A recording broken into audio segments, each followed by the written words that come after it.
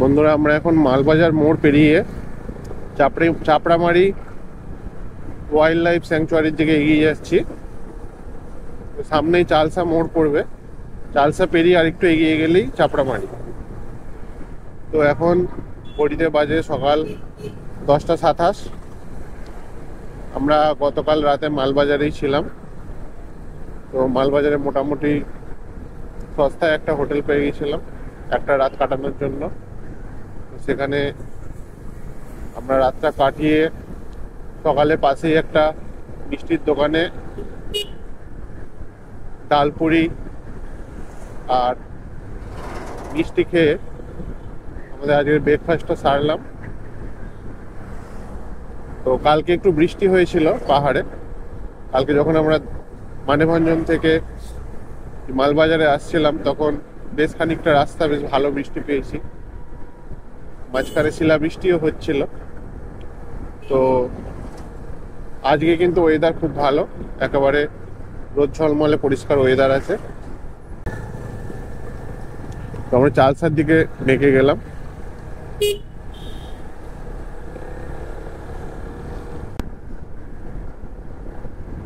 রাস্তা খুব ভালো এদিকটা।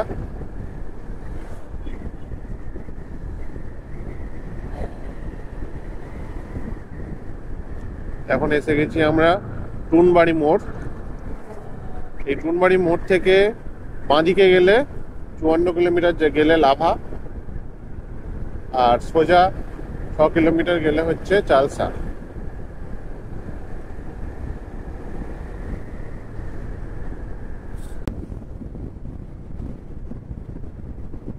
সামনে একটা ব্রিজ আছে, এই ব্রিজটার নাম হচ্ছে মাল ব্রিজ বা মাল সেতু। তো মাল সেতু পেরিয়ে আমরা চালসার দিকে এগিয়ে গেলাম। তো এখানেও একটা ছোট নদী মতো আছে, কি নদী ঠিক জানি না এটা। এই জায়গাটা মাতেলি পুলিশ স্টেশনের আন্ডারে পড়ে।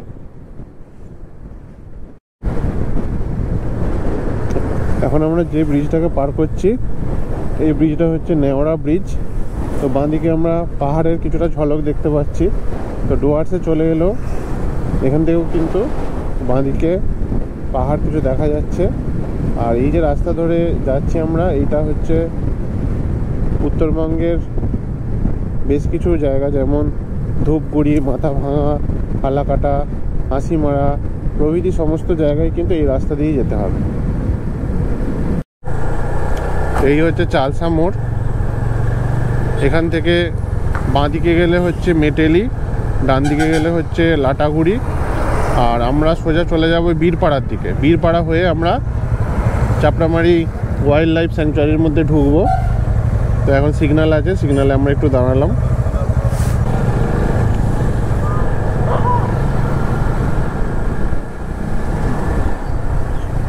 সামনে একটা গাড়িতে খালি ট্যাঙ্ক লোড করেছে, দেখুন বাপরে বাপ, ছোট্ট গাড়িতে কতগুলো খালি জলের ট্যাঙ্ক। বীরপাড়া এখান থেকে 50 কিলোমিটার, তেলিপাড়া 41 কিলোমিটার, কোচবিহার 110, আলিপুরদুয়ার 113, গুয়াহাটি 490 সম্ভবত দেখলাম। রাস্তাটা খালি দেখুন, দুর্দান্ত রাস্তা আর দুর্দান্ত ভিউ। আবার একটা ছোট্ট ব্রিজ পড়েছে, এটা হচ্ছে মূর্তি সেতু, সম্ভবত মূর্তি নদীর ওপরে এই ব্রিজটি আছে। তো মূর্তি নদীতে এখন জল প্রায় নেই বললেই চলে।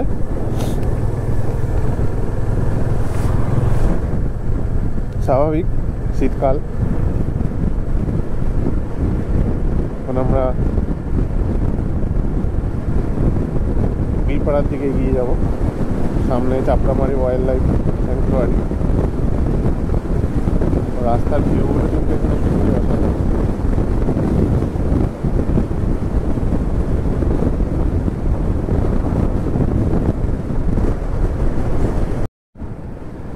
তো আমরা অবশেষে চাপড়ামারি ওয়াইল্ড লাইফ স্যাংচুয়ারিতে প্রবেশ করলাম। এখানে আসতেই পরিবেশটা যেন মুহূর্তের মধ্যে বদলে গেল। দেখুন একেবারে বাঁদিকের জঙ্গলটা শুধু দেখুন। গুয়াহাটি এখান থেকে 436 কিলোমিটার।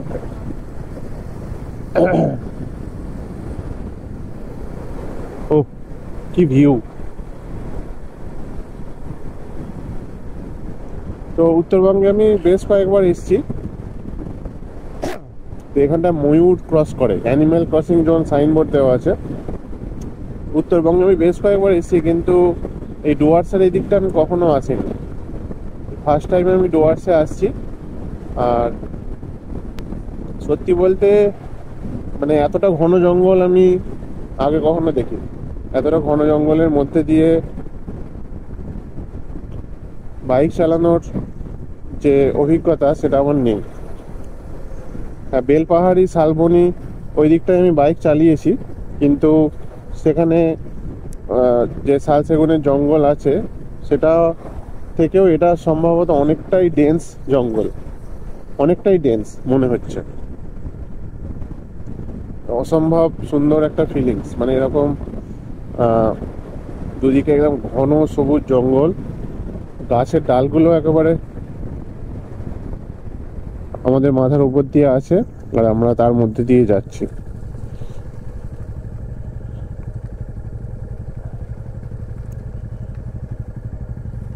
তবে এই জঙ্গলে প্রচুর হাতি আছে, সাবধানে থাকতে হবে।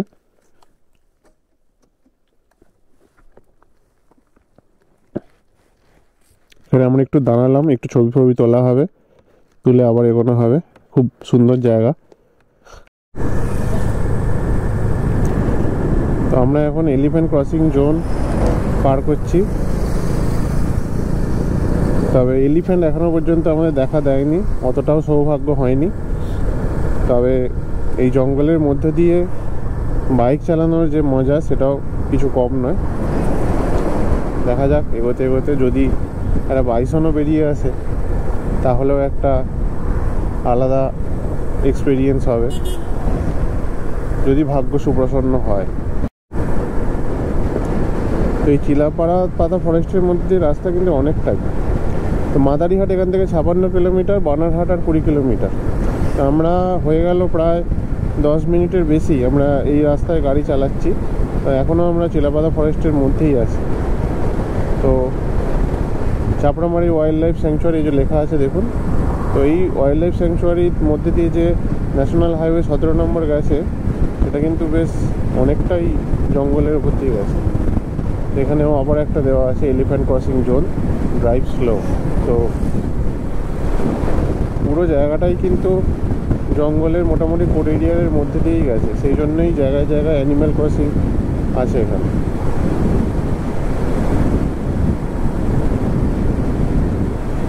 মনে হচ্ছে এটা সম্পূর্ণ অন্য একটা জায়গায় চলে এসেছি, মানে আমাদের সাউথ বেঙ্গলের সঙ্গে এর তো কোনো তুলনাই হবে না। পুরো সম্পূর্ণ অন্য ধরনের এনভায়রনমেন্ট এখানটা।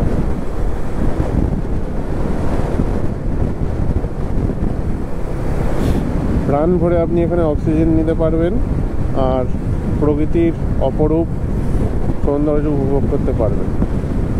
এই যে আমরা জলঢাকা ব্রিজে এসে গেছি, একটু আগেই বলছিলাম। তো এই ব্রিজের রেলিংয়ের উপরে কতগুলো বানর দাঁড়িয়ে আছে। জল নেই, জলঢাকা এখন জলহীন প্রায়। আর নিচের যে রিভার বেডগুলো একেবারে মানে পাথরে ভরা, তবে অসম্ভব সুন্দর ভিউ।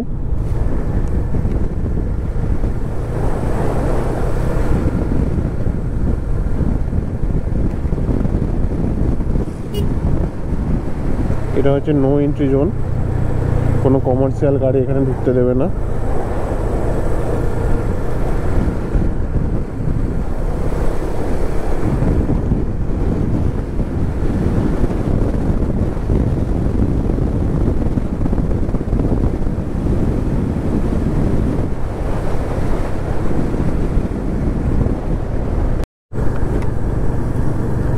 তো আমরা এখন শুল্কাপাড়া টোল প্লাজা এসে গেছি।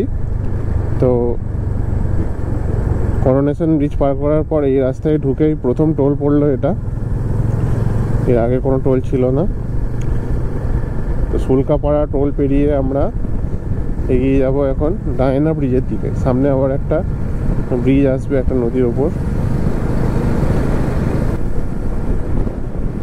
আর এই হচ্ছে চা বাগান। ও হোয়াট আ ভিউ, একদম সুন্দর সবুজ চা বাগান, বিশাল এরিয়া নিয়ে আছে।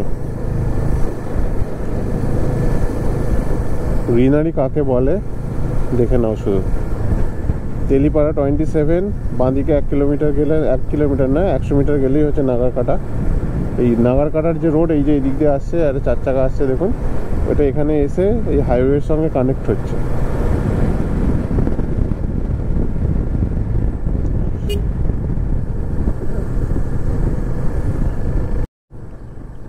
এই যে মোড়টা ক্রস করছি এটার নাম হচ্ছে গ্রাস মোড়, ঘাস মোড় সম্ভবত।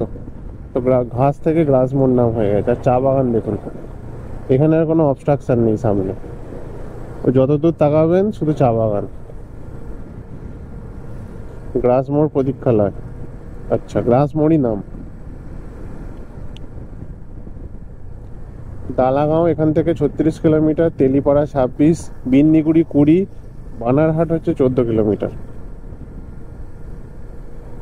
তো আমরা চা বাগানের ভিউ উপভোগ করতে করতে NH31C ওল্ড এবং নিউ নাম যেটা হয়েছে এখন NH17 ধরে এগিয়ে চলেছি বীরপাড়ার দিকে।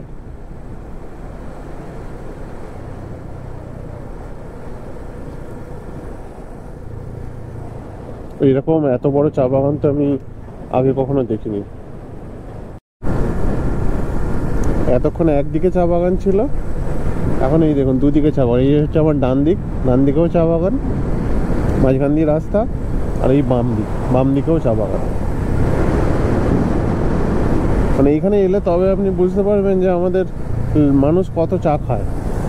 এত চা পাতা যায় কোথায়, বাপ রে বাপ! বিঘের পর বিঘে জমি শুধু চা গাছ হয়ে আছে, অকল্পনীয় ব্যাপার।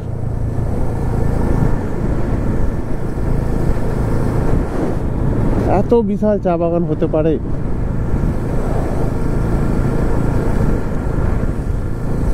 ধান না হয় আমরা অনেক ভাত খাই, তো অনেক চাল লাগে, তার জন্য বিঘের পর বিঘে ধান চাষ হয়, কিন্তু চাও যে এরকম বিঘের পর বিঘে চাষ হতে পারে, তো এটা তো আমার মানে ধারণার মধ্যে ছিল না। আমি তো এতদিন মিরিকের চা বাগানগুলো দেখে ভাবতাম এটাই বোধহয় চা বাগান এরকমই হয়। মিরিকের চা বাগানগুলো বড়, কিন্তু এক একটা পাহাড়ের স্লোপে, কিন্তু এত চা বাগান এত বড় বিশাল একসাথে, এ তো কি বলবো, আর আমার আইডিয়াই ছিল না। আমি মানে সত্যি বলবো আমার আইডিয়াই ছিল না। আর চা পাতার গন্ধ কি বলবো, একেবারে বিভোর করে দিচ্ছে এখানটা। এতক্ষণ কিন্তু চা পাতার গন্ধটা পাচ্ছিলাম না, শুধু চা বাগান দেখতে পাচ্ছিলাম। কিন্তু এবারে তো আমি মানে রীতিমতো ভালো রকম চা পাতার গন্ধ পাচ্ছি। এই জায়গাটার নাম হচ্ছে লোকসান, তো অদ্ভুত নাম। তো এখানে কি চা চাষ করে মানুষেরা লোকসানে চলছে কি জানি বা, লোকসান জায়গার নাম কি করে হয়, অদ্ভুত ব্যাপার। কিন্তু কিছু তো একটা হিস্ট্রি আছে। আয়না ব্রিজ ক্রস করছি,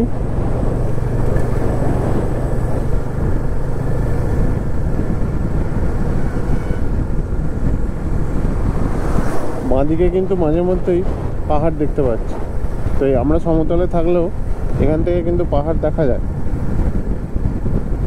আর যতদূর শুনেছি আমার উত্তরবঙ্গের যে বন্ধু বান্ধবরা আছে তাদের থেকে, যে মোটামুটি আকাশ যদি একেবারে পরিষ্কার থাকে, মানে বছরে খুব অল্প দিনেই সেটা হয়, মানে একদম সম্পূর্ণ মেঘমুক্ত ফগমুক্ত একদম আকাশ যদি হয়, তাহলে কিন্তু এই ডুয়ার্সেরও কিছু কিছু জায়গা থেকে কাঞ্চনজঙ্ঘা দেখা যায়। যেমন গাজলডোবা থেকে সম্ভবত মানে কাঞ্চনজঙ্ঘা বছরে 2-3 দিন দেখা যায়,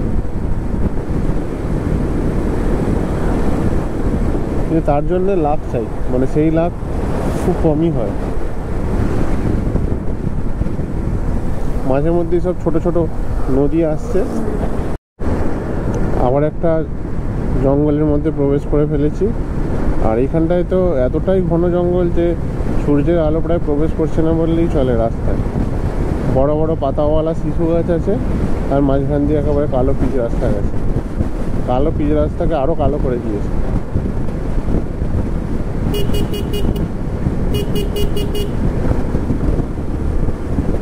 এবারে আমরা ডায়না ব্রিজে চলে এসেছি। বাপরে, এ তো বিশাল ব্রিজ। ও দূরে রেলওয়ে ব্রিজ এইদিকে বাঁদিকে, আর আমরা সড়ক ব্রিজের উপর দিয়ে যাচ্ছি, কিন্তু নদীতে একটুও জল নেই। দেখি যদি সম্ভব হয় একবার দাঁড়াবো। ডায়না ব্রিজ পেরিয়ে আমরা আরও বেশ কিছুটা এগিয়ে গেলাম। মাঝখানে দেবপাড়া বলে একটা জায়গা পড়েছিল। তারপরে হচ্ছে এটা লাকিপাড়া। এই লাকিপাড়াতেও একটা বিশাল টি গার্ডেন আছে। তো এই দেখছেন ডান দিকে হচ্ছে একটা বিশাল টি গার্ডেন, আর এই বাঁ দিক দিয়ে রেল লাইন গেছে। এই যে বাঁ দিক দিয়ে রেল লাইন একেবারে আমাদের ন্যাশনাল হাইওয়ে সমান্তরালভাবেই গেছে এখানটা। এই যে আমরা এবারে এসে গেলাম বানারহাট। এইদিকে বাঁ দিকে কিছুটা গেলেই বানারহাট রেলওয়ে স্টেশনও আছে, আর আমরা সোজা বেরিয়ে যাব। এই জায়গাটার নাম হচ্ছে বানারহাট।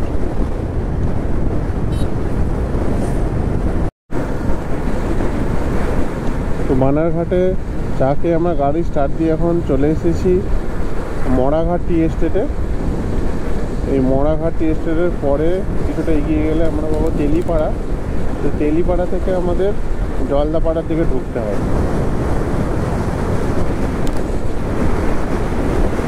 তো একটা টি এস্টেট। তো মোটামুটি বেশিরভাগ রাস্তাটাই আমরা টি এস্টেটের পাশ দিয়েই যাচ্ছি। তো এখন আমরা বিন্নাগুড়ি মার্কেটে এসে পৌঁছালাম। এটাও মোটামুটি একটা বেশ জমজমাট এলাকা, ভালোই দোকানপাট আছে। তো এই বিন্নাগুড়ি মার্কেট পেরিয়ে এবারে আমরা তেলিপাড়ার দিকে যাব। আর এটা হচ্ছে বিন্নাগুড়ি মিলিটারি স্টেশন। তো এখানে একটা কিন্তু মিলিটারি স্টেশন আছে, কামান টামান সব রাখা আছে সামনে মডেল হিসাবে। আর এই বাঁ দিকটা ভিতরটাই হচ্ছে মিলিটারি স্টেশন। তো এই যে এলাকাটা, এটা হচ্ছে আমাদের যে শিলিগুড়ির যে চিকেন স্নেক, তো তার খুব কাছাকাছি। তো এই এলাকাগুলো খুবই স্পর্শকাতর এলাকা, কারণ এখান থেকে বিভিন্ন আন্তর্জাতিক সীমানা আছে। তো এখানে আপনি মাঝে মাঝেই মিলিটারি স্টেশন দেখতে পাবেন বা আর্মি ক্যাম্প দেখতে পাবেন। তো আমরা বাঁদিকের রাস্তাটা নিলাম। বাঁদিকের রাস্তা নিয়ে আমরা জলদাপাড়ার দিকে এগিয়ে যাব।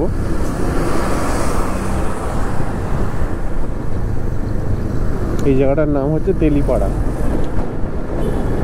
তাহলে মালবাজারের দিক থেকে যখন আপনারা আসবেন, তেলিপাড়া থেকে কিন্তু লেফট টার্ন নিতে হবে। লেফট টার্ন নিয়ে কালুয়া ব্রিজ পড়বে। এই কালুয়া ব্রিজ দিয়ে সোজা জলদাপাড়ার দিকে এগিয়ে যেতে হবে। এই ব্রিজটার নাম হচ্ছে কালুয়া ব্রিজ। এখান থেকে হাসিমারা 35 কিলোমিটার, পাসাখা 50 কিলোমিটার, গুয়াহাটি হচ্ছে 371 কিলোমিটার। তো আমরা হাসিমারা হয়েই যাব।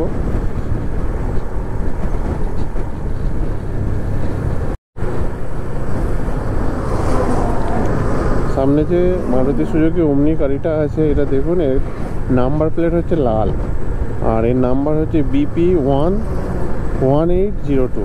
তো এটা দেখেই বুঝতে পারছেন এটা ভুটানের গাড়ি। সম্ভবত ফুটসিলিং দিয়ে এটা ভুটানে ঢুকবে।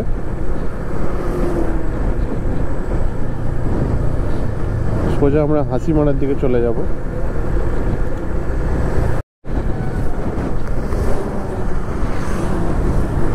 তো আমরা বীরপাড়ার কাছাকাছি এসে গেছি। এই বীরপাড়া থেকে আলিপুরদুয়ারের দূরত্ব একেবারে 50 কিলোমিটার, আর গুয়াহাটি হচ্ছে 363 কিলোমিটার।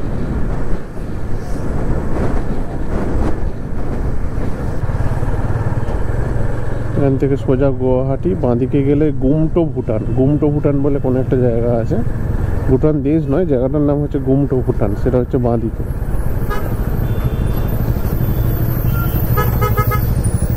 এই সম্ভবত বীরপাড়া মোড়। তো এখন আমরা AH48 ধরে যাচ্ছি।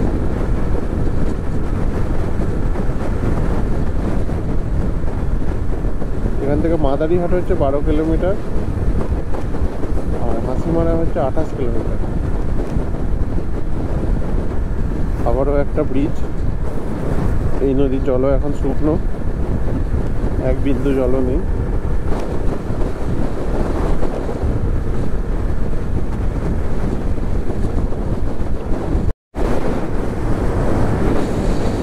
আমরা আলিপুরদুয়ারে ঢুকছি।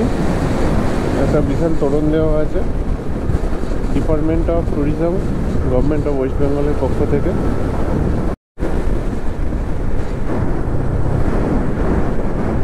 আমরা এখন মাদারিহাটে প্রবেশ করলাম। তো এখানে অনেকগুলো হোমস্টে আছে।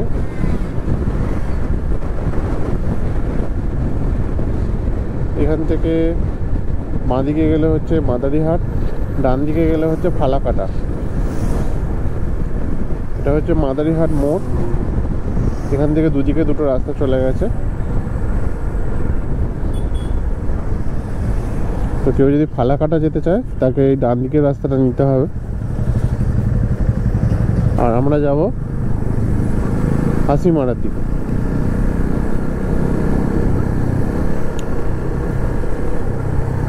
বিখ্যাত যে হলং বাংলো, যেটা মানে আগুনে পড়ে গিয়েছিল কিছুদিন আগে, জলদাপাড়া ন্যাশনাল পার্ক এখান থেকেই শুরু হচ্ছে, ঠিক আছে। আর এই গেট দিয়েই হলং বাংলোতে ঢুকতে হয়।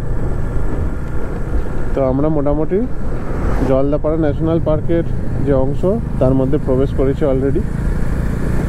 তো দেখুন, এখন শীতের মৌসুম হওয়ায় গাছের পাতা ঝরে গেছে বহুল পরিমাণে এবং নতুন পাতা গজাতে শুরু করেছে, তবে একদম ছোট ছোট। এই যে গাড়িগুলো, এগুলো করে সাফারি হয়। এখানে প্রচুর হোমস্টে আছে, প্রচুর হোমস্টে আছে। দেখুন, একটার পর একটা হোমস্টে। দেশ বিদেশের বহু মানুষ এখানে সাফারি করার জন্য আসে।